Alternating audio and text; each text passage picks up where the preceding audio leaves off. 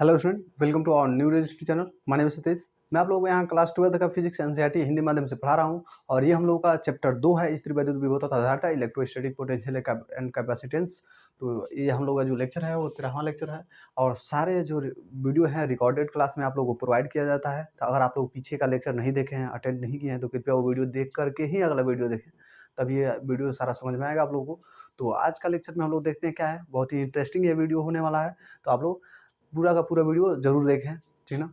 और लाइक वाइक तो किया करो यार, ठीक ना।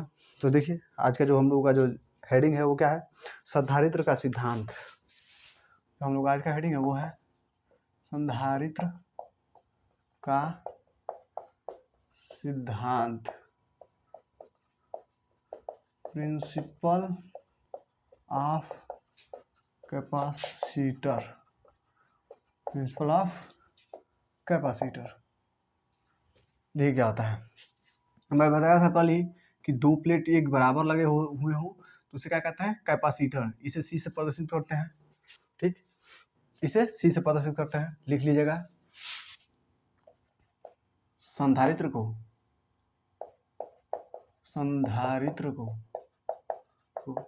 सी से प्रदर्शित करते हैं। लिख लीजिएगा, सी से प्रदर्शित करते हैं। कल लग रहा है भूल गया हूँ। जो इसमें से पहला प्लेट होता है ना, उसे हम लोग बराबर ही रहेगा, धनात्मक कहते हैं, दूसरा माइनस। वो है तो होता है बैटरी, ऋणात्मक वाला छोटा होता है, बड़ा वाला। देख रहे हैं, कुछ एक ही टाइप का है, बस ये छोटा है एक ठो। ये क्या होता है, प्रतिरोध होता है। ये क्या होता है, ये प्रेरक होता है, प्रेरक, ठीक ना। तो ये होता है, ये सब हमने बता चुका है पीछे कैसे कैसे प्रदर्शित करते हैं। तो ये ऐसे होता है, ठीक ना। तो इसको मैं क्या कर रहा हूँ, इस प्लेट को मैं बड़ा बना रहा हूँ। देखिए कैसे बनता है, इस प्लेट को मैं बड़ा बना रहा हूँ और पहला वाला जो प्लेट होता है ना, इसे हम लोग प्लस से जोड़ते हैं और ये धनात्मक से इसे धनात्मक से इसे आवेशित करते हैं, इसे धन देते हैं। तो ये ना, ये जो प्लेट होता है ना, इसे जमीन से यानी पृथ्वी से कनेक्ट करते हैं। इसे क्या करते हैं हम लोग, पृथ्वी से कनेक्ट करते हैं। तो इसे क्या करते हैं, पृथ्वी से कनेक्ट करते हैं, ठीक ना। तो इस पर पृथ्वी से जुड़े होने के कारण इस पर माइनस उत्पन्न होने लगता है, क्योंकि इसको प्लस दे रहे हैं। तो इस पर समान परिमाण के विपरीत आवेश उत्पन्न होते हैं, ठीक ना। क्या होता है, इसमें समान परिमाण के विपरीत आवेश होते हैं। अब देख लीजिए, ये प्लस वाला था और ये माइनस वाला था। देख लीजिए एक्चुअली में ऐसे होता है, ठीक ना।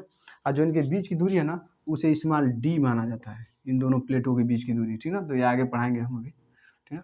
इतना समझ में आया। तो ये था आप लोगों का कैपेसिटर, ऐसे बनता है, ठीक। और यही उसका फिगर है। तो देखिए अब इसमें लिखते हैं कुछ, अभी लिख लिया है ना आप, इसको मिटा दूँ तो लिख लीजिए। अब देखिए, अब इसके बारे में लिखा जाता है, कैपेसिटर का जो सिद्धांत है इसे लिखते हैं, ठीक है। जब संधारित्र के एक प्लेट को दो प्लेट होता है ना, एक ठोई होता है, एक ठोई। तो जब इस वाले प्लेट की बात कर रहे हैं, पहला वाला है, ये प्लेट है, दूसरा वाला प्लेट है। तो ये पहला प्लेट को, ठीक ना, एक प्लेट को आवेश देते हैं जब यह आवेश ग्रहण करना बंद करता है,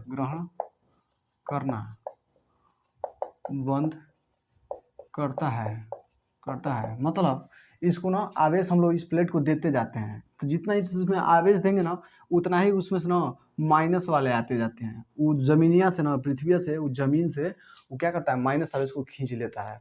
जैसे आप लोग नहीं देखे हैं, आप लोग के गाँव में या फिर आप लोग कहीं शहर और में लगे होते हैं पोल, जिसमें से एक तार को लेकर के हम लोग पृथ्वी से अटैच कर देते हैं, पृथ्वी से यानी जमीन से गाड़ देते हैं उसमें, और उसी से वो तार जुड़ा रहता है। तो क्या होता है, सेम ऐसे ही कार्य करता है। वो क्या करता है, पृथ्वी से जुड़े होने के कारण वो माइनस आवेश को उसको प्रोवाइड करता है, उसको माइनस आवेश देता है। इतना क्लियर हुआ। और जो प्लस वाला होता है उसको हम लोग खुद आवेश देते हैं। तो प्लस वाला, जैसे बिजली के खंभे से प्लस वाला आवेश दे दिया जाता है, तो प्लस वाला आता है और माइनस पृथ्वी से उठा लेता है। तो यही दो फेज होते हैं, एक प्लस वाला था, एक माइनस वाला। जैसे कि वो तो एसी होता है, वो कुछ प्लस माइनस चलता है, आगे हम लोग पढ़ेंगे। ये मैं थोड़ा सा समझा रहा हूँ, वो एक्चुअली एकदम ऐसे नहीं होता है, थोड़ा सा उसमें अंतर होता है, मैं आगे बताऊंगा। तो इसी तरह वो भी काम करता है कुछ, ठीक ना, इतना समझ लीजिए। तो इसको जब हम लोग आवेश दे देते हैं, जब इसमें आवेश भरपूर हो जाते हैं तो ये अब आवेश नहीं लेता है, ठीक ना, कहीं से इसका एकदम फुल हो चुका है, खा पी के एकदम मस्त हो गया है। जब इसको पूरा फुल आवेश दे दिया गया है तो अभी खा नहीं पाएगा आवेश, मतलब ले नहीं पाएगा। जब ये बंद करता है तो दूसरा प्लेट पृथ्वी से जुड़े होने के कारण, पृथ्वी से जुड़े होने के मतलब पृथ्वी से दूसरा प्लेट जुड़े होने के कारण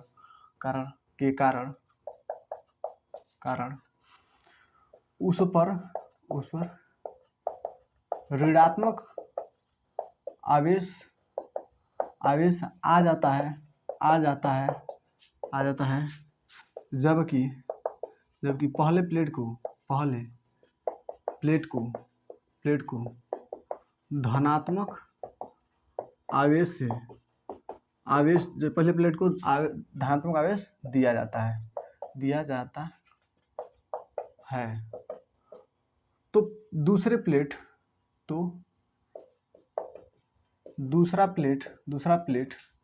पृथ्वी से जुड़े होने के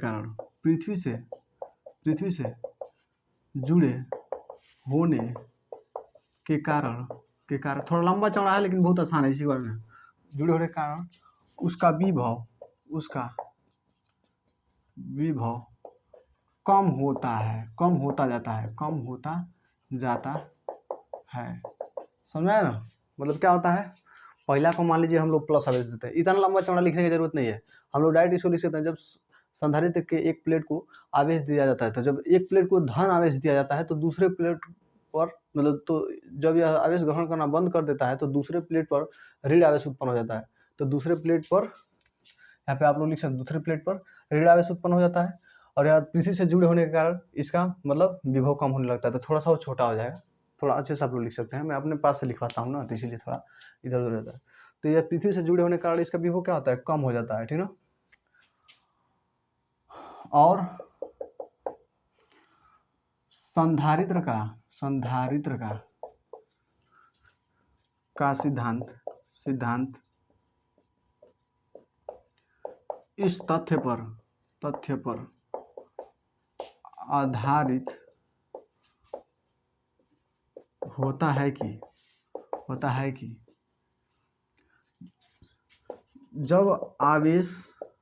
जब प्लेटों से विभव कम होता है तो उनकी धारिता बढ़ती है, ठीक है। तो ये इसका क्या हो गया है कि यहाँ से डबल न्यूमरेटर काम है। तो जो देखिए ये जो बाकी सब था ना ऊपर का, ये सब इसके बारे में लिखा गया कि कैसे कैसे काम करता है। तो हम क्या करते हैं, इसको दो प्लेट लेते हैं और एक को प्लेटवा को, जो पहला वाला होता है जो प्लस वाला, उसको हम धन आवेश देने लगते हैं और दूसरे वाले को पृथ्वी से जोड़ देते हैं। तो इसमें हम लोग जितना धन आवेश देते हैं ना, उतना पृथ्वी से माइनस आवेश खींच लेता है। हई प्लस रहता है और मान लीजिए हई 10 गो प्लस होगा ना, 10 गो प्लस, तो हई क्या करेगा 10 गो माइनस ले लेगा, ठीक है, बराबर रखता है। समझ आया ना? ये नहीं कि वो 11 को माइनस ले लेगा, नहीं। अच्छा हाँ, 11 को प्लस हो जाएगा तो 11 को माइनस नहीं होगा, नहीं, बराबर होता है, ठीक ना। तो ये पृथ्वी से जुड़े होने के कारण उसे खींच लेता है और इसका विभव होता है, जो विभव भी, वो क्या होता है, वो इसका घटने लगता है। क्यों घटने लगता है? क्योंकि पृथ्वी से जुड़ा हुआ है, ठीक है। इसी की वजह से उसका विभव घटने लगता है, और नहीं जुड़ा होता तो नहीं घटता। तो पृथ्वी से जुड़े होने के कारण उसका विभव घटने लगता है। जब विभव घटता है तो ध्यान से देखिएगा, C होता है Q/V। जब विभव घटेगा ना, ठीक है, तो धारिता उसकी बढ़ती है, यानी C directly proportional to 1/V हो जाएगा। इसका मतलब ये हो गया, उल्टा है ना, तो इसका मतलब जब V घटेगा तो C बढ़ेगा। यही तो बताया हूँ और यही तो नियम है सेम इसका। अब ये फार्मूला हम लोग निकालेंगे, देखिए तब लिखेंगे। अब जो होगा Q जो होगा ना, वो डायरेक्टली प्रोपोर्शनल होगा V के। मतलब जितना ही आवेश देंगे उतना ही आवेश भी बढ़ेगा, जितना ही आवेश कम करेंगे उतना ही विभवांतर भी कम होता है, ये आप लोग को पता है। तो Q directly proportional to V, और Q जब इसको हटाएंगे ना, इसको हटाते हैं हम लोग तो ये कांस्टेंट आता है, इसको अब हटाएंगे तो कांस्टेंट आएगा, ही बराबर में हो जाएगा चिन्ह, ये कांस्टेंट आएगा जिसे C कहते हैं, और V है तो V हो गया, ठीक है। समझा ना? इतना समझ में आया? तो इतना हम लोग लिख लिए, ठीक। और देखिए C/2 क्या होता है Q/V, ठीक है। तो देखिए यही हम लोग को लाना है। तो इतना हो गया। अब ये क्या है, ये क्या है, नियतांक है, नियतांक है जिसे जिसे संधारित्र कहते हैं, जिसे संधारित्र कहते हैं। तो इसे क्या कहते हैं हम लोग, संधारित्र कहते हैं। अब इसको बचा लीजिए। तो इसको क्या काम करते हैं, इसको पहले लिख दें, इसको बाद में। तो CV बराबर हो जाएगा Q, यहाँ पे C बराबर हो जाएगा Q/V। और यही फार्मूला तो है, और यही तो फार्मूला है जो बहुत ही इम्पोर्टेंट है, बहुत ही महत्वपूर्ण है। स्टार लगा लीजिए, ठीक है। और यही इसका जो होता है नियम वही है। तो उसका नियम क्या कहता है कि जो Q है वो डायरेक्टली प्रोपोर्शनल टू V होता है। जो Q इक्वल्स टू, यहाँ पे इसको हटाएंगे तो C कांस्टेंट आ जाएगा, जो V हो जाएगा, तो CV इक्वल्स टू Q हो जाएगा। तो यहाँ पे अगर C बचाएंगे तो V इंटू में इधर आएगा तो क्या हो जाएगा, भाग में हो जाएगा। इसका मतलब हो जाएगा C बराबर Q/V, और ये इसका क्या होता है, फार्मूला होता है। तो C इक्वल्स टू Q/V। इतना क्लियर हुआ। तो यही होता है। तो इतने का आप लोग स्क्रीनशॉट लीजिए। तो अब चलिए, अब देखते हैं हम लोग अगला हेडिंग क्या है। तो इसी पे कुछ फार्मूला निकालना है। तो हम लोग देखते हैं क्या है। तो अगला हम लोग हेडिंग है समांतर प्लेट संधारित्र के, समांतर प्लेट संधारित्र के धारिता का व्यंजक, धारिता का व्यंजक मतलब उसका फार्मूला। व्यंजक मतलब क्या था, उसका फार्मूला कैसे निकला गया, क्या निकलेगा वही निकालना है। तो क्या निकालना है, समांतर प्लेट संधारित्र के धारिता का व्यंजक। अब कैसे निकालना है, तो लिख लेते हैं। इस प्लेट का क्षेत्रफल क्या है, ए है। इस प्लेट का भी क्षेत्रफल क्या होगा, ए होगा। भाई पहला प्लेट है, ये दूसरा प्लेट है, ठीक। इसका जो आवेश घनत्व होगा प्लस सिग्मा होगा, और इसका जो आवेश घनत्व होगा माइनस सिग्मा होगा, माइनस सिग्मा। देखिए इसका जो क्षेत्रफलीय घनत्व होगा, इसे क्या कहते हैं, क्षेत्रफलीय घनत्व। तो क्षेत्रफलीय घनत्व क्या होता है, सिग्मा होता है, ठीक है। तो प्लस वाले के लिए प्लस होगा, माइनस वाले के लिए माइनस होगा, ठीक है। और जब दोनों के मिला के बात किया जाएगा तो खाली सिग्मा ले लेंगे हम लोग, माइनस प्लस छोड़ देंगे, ठीक है ना। दोनों को मिला के जब लिया जाएगा, इतना बस जान लीजिए, ठीक है। इन दोनों के बीच की दूरी क्या है, इन दोनों के बीच की दूरी मान लेते हैं स्मॉल डी है, समझ में आया। इस पे मान लेते हैं प्लस Q आवेश है, और इस पे मान लेते हैं माइनस Q आवेश है, समझ में आया। दोनों को मिला के आवेश कितना है, दोनों को मिला के आवेश कितना है, तो सिर्फ Q है, ठीक है ना। इन दोनों पे आवेश मिला के कितना है, Q है, ठीक। इतना क्लियर हुआ, इतना आप लोग क्लियर हुआ। देखिए तो अब लिखते हैं, माना इन प्लेटों को Q आवेश देने पर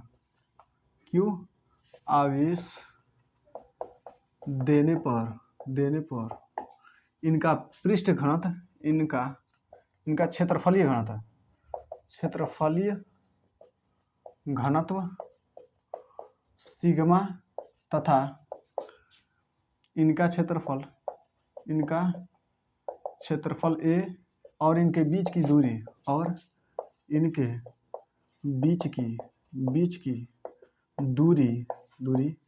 बीच की दूरी क्या है, स्मॉल d है, ठीक है। तो क्या है, क्या बोला हूँ, सेम वही जो काम किया वही। माना इन प्लेटों को Q आवेश देने पर, तो Q आवेश देने पर इनका क्षेत्रफलीय घनत्व क्या होता है, सिग्मा हो जाता है, और तथा इनका क्षेत्रफल क्या होता है, A हो जाता है, ठीक है। और इनके बीच की दूरी क्या है, स्मॉल d है। तो स्मॉल d है इनके बीच की दूरी, और इनको Q आवेश दिया गया है, ठीक है। इस पे प्लस Q आवेश होगा, उस पर माइनस Q होगा, लेकिन दोनों को मिला के जब हम लोग करेंगे तो माइनस प्लस छोड़ दिया जाता है। जैसे इस पर क्या होता है, इस पर प्लस Q होगा, इस पर माइनस Q होगा, तो इन दोनों को मिला के Q कहा गया है। इस पे प्लस सिग्मा घनत्व होगा, इस पे माइनस सिग्मा घनत्व होगा, इन दोनों को मिला के क्या कहा जाएगा, खाली सिग्मा कहा जाएगा। समझ में आया इतना। तो इतना आप लोग मिटा सकते हैं, इससे कोई मतलब नहीं है, ठीक है ना, इससे कोई मतलब नहीं है, बस समझाने के लिए था, ठीक है। अब देखिए, अब इसमें क्या है, तो अब लिखते हैं, यहाँ पे जो वायु क्षेत्र तीव्रता E बराबर होती है सिग्मा अपान एप्सिलॉन नॉट। मैं बता चुका हूँ, जब विपरीत प्लेट हो प्लस विपरीत आवेश से आवेशित हो और उनके मध्य जब वायु क्षेत्र निकालेंगे हम लोग, तो E बराबर होता है सिग्मा अपान एप्सिलॉन नॉट। पीछे पढ़ा चुका हूँ पहले चैप्टर में, तब वहाँ पे आप लोग पढ़ लीजिएगा, ठीक है। तो वही लिखना है, प्लेटों के बीच वैद्युत क्षेत्र की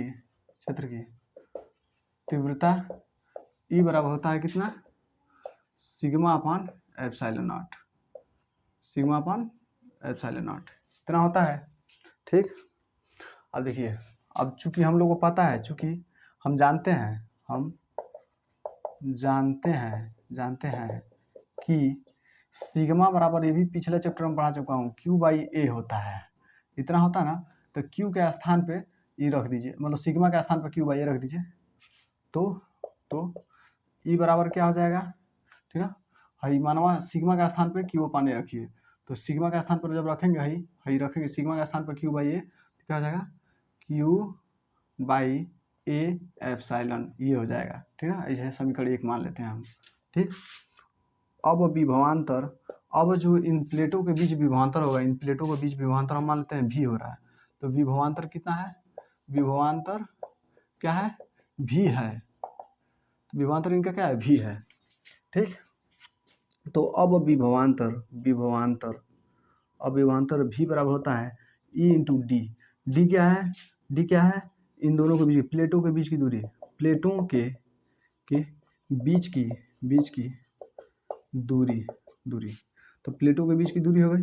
ई क्या है, वैद्युत क्षेत्र की तीव्रता है। ठीक, जो हमने यहाँ पे निकाला हुआ है, यहाँ पे ई का मान निकला है, फटाक से ई का मान है इसमें रख दीजिए। अब ध्यान दीजिएगा, हम ऑलरेडी हम लोग बता चुके हैं इंटू डी होता है, बीच को टू होता है वैद्युत क्षेत्र, ये मैं पहले चैप्टर में पढ़ा चुका हूँ, इंटू डी, ठीक ना। डेल्टा भी बराबर होता है इंटू डी, ये सब मैं बता चुका हूँ। ई बराबर होता है v बाई डी, इसी से ये सब पढ़ा चुका हूँ, पिछले चैप्टर का है, तो ना आप लोग नहीं देखे हैं तो देख लीजिएगा, ठीक है ना। तो v बराबर हो जाएगा, ई का मान क्या है, उठा के फट दे मानो रखिए। तो अब देखिए समीकरण 1 से, समीकरण 1 है ना, तो v बराबर ए का मान रखिए, ई का मान रखिए, Q upon A epsilon not, into है तो इंटू, डी है तो डी रख दीजिए। ठीक, अब क्या हो जाएगा, v का मान निकल गया, इसे समीकरण 2 मान लेते हैं। हम लोग को पता है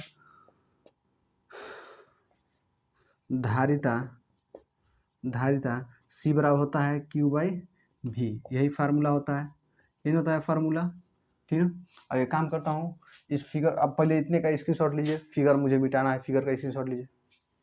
चलिए, अब फिगर को मैं मिटा रहा हूँ, अब इसका काम खत्म, ठीक है, इसको मिटा रहा हूँ, बना लिए होंगे आप लोग, ठीक है।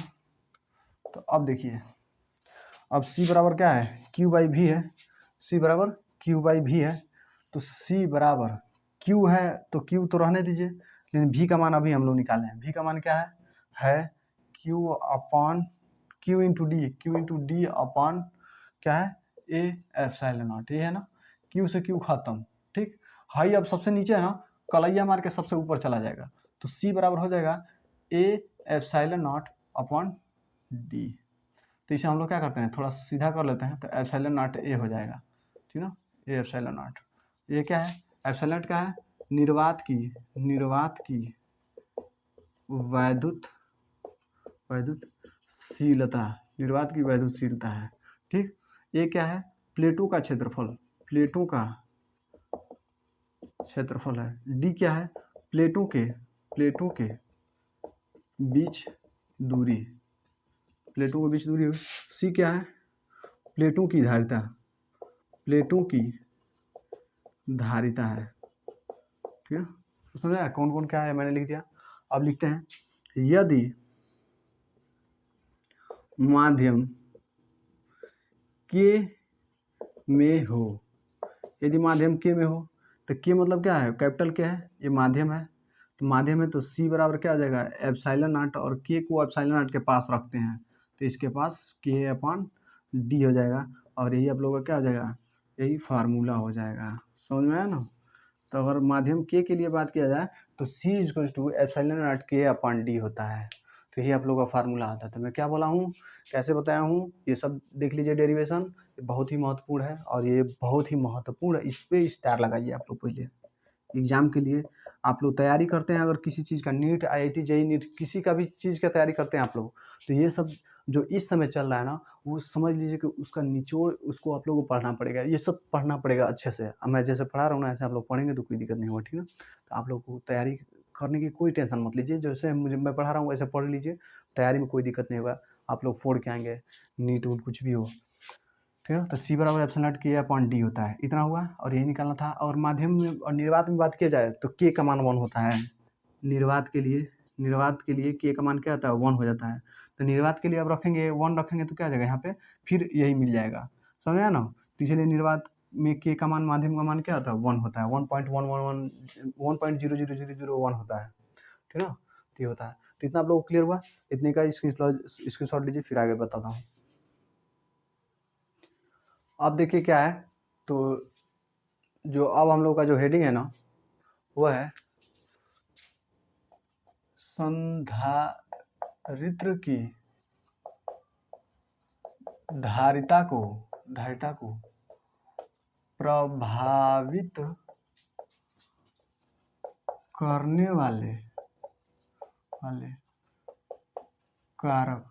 तो संधारित्र की धारिता को प्रभावित करने वाले कारक, अब उसको ना कुछ प्रभाव जो कारक होते हैं कुछ वो प्रभावित करते हैं, वो क्या क्या होते हैं देखिए। तो अभी हमने फार्मूला पढ़ा है, जो सी बराबर होता है एप्सिलॉन नॉट के ए अपॉन डी, जहाँ एप्सिलॉन नॉट निर्वात की गतिशीलता के माध्यम का परावैद्युतांक होता है, और ए उस प्लेटों का क्षेत्रफल है, डी क्या है उन दोनों प्लेटों के बीच की दूरी है, जो सी है उनकी धारिता है, ठीक। तो अब लिखते हैं, तो इसमें से लिखेंगे तो पहला क्या हो जाएगा, इसमें से पहला निकलेगा सी डायरेक्टली प्रोपोर्शनल टू ए हो जाएगा, पहला। दूसरा सी डायरेक्टली प्रोपोर्शनल टू, इसमें से निकाला जा रहा है ए हो जाएगा, ए के बाद के हो जाएगा, नहीं 1/d मान लीजिए हो गया। तीसरा क्या हो जाएगा, तीसरा हो जाएगा सी डायरेक्टली प्रोपोर्शनल टू के हो जाएगा, बस यही है। इसके वजह से भी धारिता चेंज होती है, इसके वजह से भी और इसके वजह से भी, ये तो फिक्स होता है। इसका मान क्या होता है 8.85 इंटू 10⁻12 होता है, इसका मान फिक्स है। तो इसलिए इसका मान फिक्स है, ये बदलता नहीं है, इसीलिए इससे प्रभावित नहीं होगा, क्योंकि ये तो इतना ही रहेगा। लेकिन ये जब बढ़ेंगे ना, ये बढ़ेगा तो सी बढ़ेगा, ये जब छोटा होगा तो सी भी छोटा होगा। आज जब डी इसका उल्टा इसका मतलब है, इसका मतलब ये सीधा है, ये भी सीधा है। जब के बढ़ेगा तो सी बढ़ेगा, जब सी एक के घटेगा तो सी भी घटेगा, ठीक। और इसका जब उल्टा 1/, है तो इसका मतलब जब डी बढ़ेगा तो सी घटेगा, और जब सी घटेगा मतलब सी जब बढ़ेगा तो हाई घटेगा, और जब इसको घटाना होगा ना तो डी को बढ़ा दीजिएगा तो हाई सी घटने लगेगा, ठीक है। तो यही 3 प्रभावित करने वाले कारक है, यही पढ़ना है। तो पहला क्षेत्रफल क्या करता है, सी डायरेक्टली प्रोपोर्शनल टू ए, यानी सी को क्या करता है प्रभावित करता है कारक। अब आप तैयारी करने वाले हैं तो आप लोग लिख सकते हैं सी बराबर C1/C2 और ए बराबर A1/A2 रखने पर। तो इसका फार्मूला क्या आ जाएगा, एगो आ जाएगा C1/C2, अब भाई हट जाएगा, ये बराबर में हो जाएगा, बराबर A1/A2। और इस पर सवाल दे देगा, आप लोग को तैयारी करने वाले हैं तो ये लिख लीजिएगा, ठीक है ना। इधर आप लोग तैयारी करने वाले के लिए फार्मूला होगा, ठीक है ना। तो ये आप लोग रखिए C1/C2 बराबर A1/A2। यहाँ पे क्या है क्षेत्रफल है, यहाँ पे अगर जो 2 प्लेट है मतलब 2 धारिता है तो उसके लिए हो जाएगा, ठीक है। और 2 क्षेत्रफल दिए तो 2 क्षेत्रफल के लिए हो जाएगा, ठीक है। ये समझ में आ गया। तो वो जैसे 3 चीज़ें इसमें दे देगा, ये वो पूछ लेगा क्या होगा, ये होता है आप लोग के कंपटीशन में। दूसरा क्या है प्रभावित करने वाला कारक, दूसरा है क्या है दूरी है उनके बीच, प्लेटों के बीच दूरी। तो जो दूरी है उनके बीच प्लेटों के बीच, ठीक है ना, तो उनका दूरी जो है सी डायरेक्टली प्रोपोर्शनल टू क्या होता है 1/d, ठीक। तो ये भी प्रभावित करता है, जब ये बढ़ता है तो ये भी बढ़ता है, जब ये घटता है तो ये भी घटता है। तो लिख लेते हैं इसमें, तो इसमें लिखेंगे C बराबर C1/C2 और D बराबर D1/D2 रखने पर।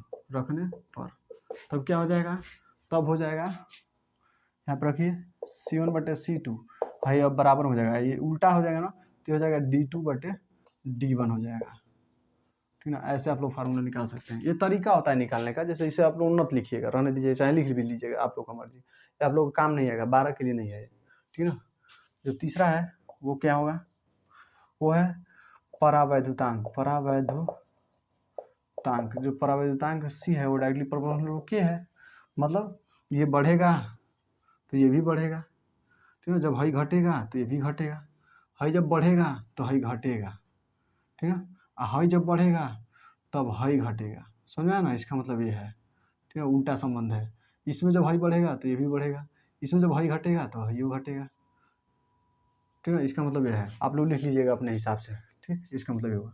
अब इसका मतलब आप लोग को पता चल गया। अब यहाँ पे भी आप लोग लिख सकते हैं C बराबर C1/C2 और K बराबर K1/K2 रखने पर तब क्या हो जाएगा, अब हो जाएगा यहाँ पर रखेंगे तो क्या हो जाएगा C1/C2 हो जाएगा बराबर, इधर हो जाएगा K1/K2 और यही आप लोगों का फार्मूला हो जाएगा। ठीक है ना, यही फार्मूला हो जाएगा, वही हो जाएगा। ये तीन वो चीज़ दे के वो पूछ लेगा, तीन वो चीज़ दे के वो चीज़ पूछ लेगा। तो ये तीनों आप लोग प्रभावित करने वाले कारक थे जो हमने बता दिया। अब यहाँ पे आप लोग लिख सकते हैं नोट में आप लोग लिख सकते हैं प्लेटों का क्षेत्रफल बढ़ाने से धारिता बढ़ती है और घटाने से और क्षेत्रफल घटाने से धारिता घटती है। ठीक, पहला। दूसरा इसी तरह लिख लीजिए। दूसरा क्या है, प्लेटों के बीच दूरी बढ़ाने पर धारिता घटती है। धारिता उल्टा है ना समझ, धारिता घटती है और दूरी घटाने पर धारिता बढ़ती है। हो गया। अब यहाँ पे लिख दे रहा हूँ तीसरा, आप लोग लिख लिए हैं ना, तो यहाँ पे लिख लिए हैं तो अब तीसरा लिख लीजिए। ठीक ना, यहाँ पे लिख लीजिए क्या है तीसरा, क्या है जो तीसरा है, परावर्तनांक। प्लेटों के बीच परावैद्युतांक को बढ़ाने से धारिता बढ़ती है और घटाने से और परावैद्युतांक घटाने से धारिता घटती है। ठीक ना, तो ये सब क्लियर हुआ। इसका मतलब क्या क्या है नोट में लिखवा दिया हूँ कि जब क्षेत्रफल बढ़ेगा तो धारिता बढ़ेगा, जब क्षेत्रफल घटेगा तो धारिता घटेगा। जब इसके बीच की दूरी घटेगी तो ये धारिता बढ़ेगी, और जब इसके बीच की दूरी जब घटेगी मतलब बढ़ेगी तब धारिता घटेगी। परावर्तनांक में ऐसा कुछ होता है, जब परावर्तनांक को बढ़ाएंगे तो धारिता बढ़ेगी, जब परावर्तनांक को घटाएंगे तो धारिता घटेगी। समझ हुआ? बस यही था आप लोगों का, इतने का स्क्रीनशॉट लीजिए, फिर आगे देखते हैं। चलिए, एक कंडीशन होता है, ठीक है, नोट डाल के लिखिएगा। इसको भी होता है जब प्लेटों के बीच क्या हो, वायु भरा हो, ठीक है, वायु भरा हो प्लेटों के बीच, ठीक है, और इनके बीच की दूरी स्मॉल डी, क्षेत्रफल ए, ठीक है, और इनकी जो धारिता है वो सी हो तो, ठीक है, तो जब प्लेटों के बीच वायु भरा हो तो क्या होता है, और ये धारिता क्या हो, जब वायु भरा होता है ना धारिता C0 हो जाता है, तो धारिता C0 बराबर होता है। अभी हम लोग फार्मूला पढ़े हैं, C बराबर एप्सिलॉन K/D होता है, इतना होता है ना। तो जब वायु होता है तो K बराबर क्या होता है, 1 होता है, K बराबर 1 होता है, तो K का मान 1 रखिए, तो और C का मान क्या हो जाएगा, यहाँ पे C0 हो जाता है, C की जगह पर C0 कर दीजिए बराबर एप्सिलॉन हो गया, K का मान 1 रखिए तो 1 हो गया, इंटू है तो A रख दीजिए बटे D हो गया। तो A का मान कोई मान नहीं है, कोई मतलब नहीं, तो क्या मिलेगा, C0 का मान क्या मिलेगा, एप्सिलॉन A/D मिलेगा। इसे समीकरण 1 मान लीजिए, ठीक है। और माध्यम के लिए होता है, इसकी धारिता क्या होती है, ये माध्यम के लिए इतनी होती है। माध्यम के लिए धारिता C बराबर होता है एप्सिलॉन KA/D होता है, इतना होता है ना, यही होता है ना। अब ध्यान दीजिएगा, इतने का मान क्या रखना है हम लोगों को, इतने का मान C रखना है। अब ध्यान देखिए, अब समीकरण 1 से, समीकरण एक से, समीकरण एक से क्या करना है, के को अगर हम पहले कर दें, इसको पहले कर दें, तो इतने का मान हम लोग देखिएगा सी नॉट नहीं रख सकते हैं, देखिएगा सी नॉट रख सकते हैं, है ना, तो रख दीजिए। तो क्या समीकरण एक से उठा के इसमें रखिए, तो सी बराबर हो जाएगा के है तो के हो गया, और इतने का मान क्या है सी नॉट हो गया। और यही आप लोग का क्या होता है, ये आप लोग का फार्मूला होता है किसके किसके बीच, ये होता है निर्वात की, ये क्या होता है माध्यम की, माध्यम की धारिता, ये क्या होता है माध्यम का परावैद्युतांक, वैद्युतांक, ये क्या होता है वायु की धारिता, मतलब ये होता है, मतलब वायु में जब उपस्थित हो, जब वायु में उपस्थित हो, वायु में की धारिता जब वायु में उपस्थित हो, ठीक है ना। तो ये समझ आ गया ना। और इस पे सवाल कैसे पूछता है, अब देखिए कैसे, ठीक है, इस पे एक करा दे रहा हूँ सवाल। जैसे इसी पे जैसे एक सवाल पूछ देगा, कहेगा यदि वायु में उपस्थित संधारित्र की धारिता 2 फैरड है, तो 2 फैरड है, और माध्यम और 5 माध्यम वाले का धारिता क्या होगा,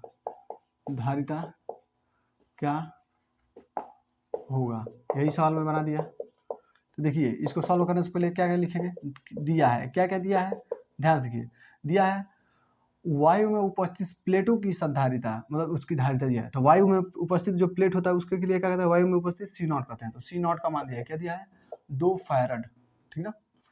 और माध्यम का परावैद्युतांक 5 परावैद्युतांक वाले माध्यम वाले यहाँ पे लिख लीजिएगा, परावैद्युतांक वाले माध्यम में। तो अब के का मान दिया है, परावैद्युतांक दिया ना, परावैद्युतांक के का मान कितना दिया है 5 दिया है, बस इसका मात्रा रखो नहीं। तो अब फार्मूला पूछ रहा है कि सी का मान क्या होगा, यही पूछा है। तो हम लोग पता है सी बराबर होता है के सी नॉट, यही ना फार्मूला होता है, ये कई बार पूछा गया है, 1 नंबर में पूछ देगा आप लोग एग्जाम में। के का मान 5 है, सी नॉट का मान क्या है 2 है, तो सी बराबर क्या है 5 दूना 10 फैरड, यही क्या हो जाएगा इसका आंसर हो जाएगा। तो समझा ना कि ऐसे ही आप लोग एग्जाम में सवाल आता है। तो हो गया, इतने का स्क्रीनशॉट लीजिए। अब देखिए एक सवाल दिया है आप लोग के, अभी हम लोग जो पढ़े हैं फार्मूला उसी पे क्या कह रहा है एक समांतर प्लेट संधारित्र में प्लेटों का क्षेत्रफल 10 सेमी स्क्वायर है, प्लेटों के बीच की दूरी 5 मिलीमीटर है, यदि प्लेटों के बीच वायु भरा हो तो उनकी धारिता की गणना कीजिए। तो उनकी धारिता ज्ञात करना, तो लिखेंगे सबसे पहले दिया है, क्या क्या दिया है, तो दिया है पहला क्या कर रहा है प्लेटों के बीच का क्षेत्रफल, यानी ए का मान दिया है, कितना दिया है 10 सेमी स्क्वायर दिया है। 10 सेमी स्क्वायर इसको मीटर में चेंज करते हैं, तो 10 गुणे 10 पे घात -2 से गुणा करते हैं और इसका स्क्वायर कर देंगे यहाँ पे, क्योंकि स्क्वायर है, ठीक है। यहाँ पे अब क्या हो जाएगा, ये मीटर में हो जाएगा, ठीक ना। तो अब क्या हो जाएगा 10 गुणे 10 पे घात -4 मीटर स्क्वायर हो जाएगा। यहाँ पे +1 है, जब ये +1 जुड़ेगा तो क्या हो जाएगा, यहाँ पे जो देखिए इन दोनों में से किसी एक को लिख लीजिए, तो एक को लिख लिया हमने। अब क्या होगा -4 और +1 तो हो जाएगा 10 पे घात -3 मीटर स्क्वायर हो जाएगा उसका क्षेत्रफल। तो उसका क्षेत्रफल उतना निकला। और क्या कह रहा है, उनके बीच की दूरी स्मॉल डी होती है, वो कितना है 5 मिलीमीटर है, ठीक है। तो देखिए पहला क्या होता है मीटर होता है, दूसरा क्या होता है सेंटीमीटर होता है, दूसरा क्या होता है मिलीमीटर, ठीक है। इस पे क्या होता है 10 पे घात, यही है, यहाँ आने में 10 पे घात -2 लगता है, ठीक है। यहाँ आने में 10 पे घात -3 लगता है, यहाँ से आने में, तो यहाँ से आने में कितना लगेगा 10 पे घात -3 लगेगा, ठीक है। कहाँ इसकी 3 कदम आगे चल रहा है ना, इसके लिए तो माइनस में लेते हैं हम लोग पहली बार, ठीक है। ऐसा समझा रहा है, ऐसा नहीं समझा रहा तो इसको ऐसे लेते हैं, जैसे कि यहाँ पे मिलीमीटर है सबसे छोटा, उसके बाद से उससे बड़ा होता है सेंटीमीटर, उसके बाद से होता है मीटर, ठीक है। तो यहाँ पे होता है, इससे यहाँ से हम लोग पीछे जा रहे हैं, तो यहाँ तक आना है तो 10 पे घात -2 लेना पड़ेगा, ठीक है। और जब यहाँ से यहाँ डायरेक्ट आना है तो 10 पे घात क्या हो जाएगा -3 लेना होगा, समझ में है ना, क्योंकि 3 कदम पीछे जा रहे हैं। पहला पहला दूसरा तीसरा, तो ऐसे ही मिलीमीटर है ना, तो हमको कहाँ जाना है, मीटर तक जाना है, तो कितना पीछे जाना पड़ेगा, 3 गो 10⁻³ यानी 5 गुणे, यहाँ गुणे है, मिलीमीटर क्या करेंगे 10⁻³ मीटर। इतना क्लियर हुआ, ये लिख लीजिएगा आप लोग, काम देगा ये तीनों, ठीक ना, ये हो गया। ऐसे ही अब आ जाएगा किलोमीटर, ऐसे ही आता है, ठीक है, सुना है ना। तो अब हो गया इतना। तो अब क्या कह रहा है, प्लेटों के बीच वायु भरा हो, तो वायु के लिए के का मान क्या होता है, 1 होता है, ठीक, 1 भरा हो तो उनकी धारिता गणना कीजिए, तो सी का मान पूछ रहा है क्या होगा। अभी हम लोग फार्मूला पढ़े हैं, सी बराबर होता है ε0 के ए अपॉन डी होता है, सब कुछ मिल चुका है, ये धारिता सी बराबर इतना होता है, ठीक। ये मैं मिटा रहा हूँ क्योंकि इसका काम खत्म हो गया है, ठीक ना। अब देखिए सी बराबर ε0 का मान होता है 8.85 × 10⁻⁻12 इतने का होता है, लेकिन के का मान होता है 1 इंटू जो ए का मान है वो कितना है, हाँ 10⁻³ है, ठीक ना उधर। अब बटे है तो बटे, इनका मान कितना है, तो 5 × 10⁻³ है, तो -3 से -3 खत्म। ऐसे से जब आप लोग के कैंसिल आउट करेंगे तो हो जाएगा 1.77 × 10⁻12, इसका मात्रा क्या होगा, फैरड, और यही क्या आ जाएगा, इसका आंसर हो जाएगा, ठीक ना। तो यही आप लोग का सवाल था, 1.77 × 10⁻12 फैरड। तो आप लोग समझ आए ना कैसे लगता है सवाल, तीनों का स्क्रीनशॉट लीजिए। तो चलिए आज का जो लेक्चर था वो बहुत ही बेहतरीन था और बहुत ही कॉन्सेप्चुअल और बहुत ही इंपॉर्टेंट था। अगर आप लोग कंपटीशन का तैयारी करना चाहते हैं तो ये लेक्चर अच्छे से देखिएगा, और ना समझ में आए तो ये वीडियो एक बार और देख लीजिएगा, ताकि आप लोग को कोई भी चीज़ छूटे ना। मैं एक भी चीज़ को छोड़ता नहीं हूँ, एनसीईआरटी से एक एक कॉन्सेप्ट को मैं लेकर के यहाँ पे चलता हूँ और बेहतरीन तरीके से लेकर चलता हूँ। आप लोगों को अगर क्लास अटेंड किया तो सब पता होगा। तो चलिए फिर मिलता है नेक्स्ट वीडियो में। Love you all, bye bye, take care.